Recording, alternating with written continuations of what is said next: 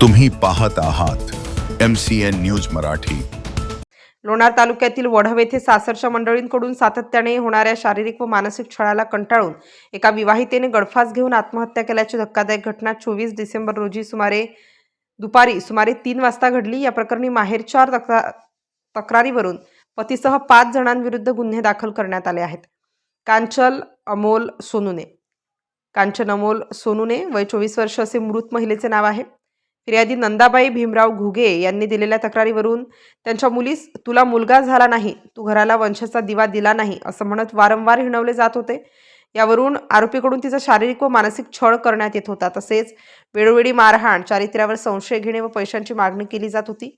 मात्र फिर्यादी गरीब असल्याने पैशांची मागणी पूर्ण होऊ शकली नाही। या सततच्या छळामुळे विवाहितेचा मानसिक तणाव वाढत गेला आणि अखेर तिने वढव येथील राहत्या घरात गळफास घेऊन आत्महत्या केली।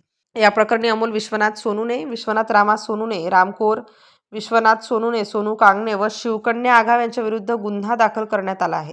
तपास पोलीस उपनिरीक्षक गणेश इंगोले व सहाय्यक फौजदार गजानन घोंगडे करीत आहेत।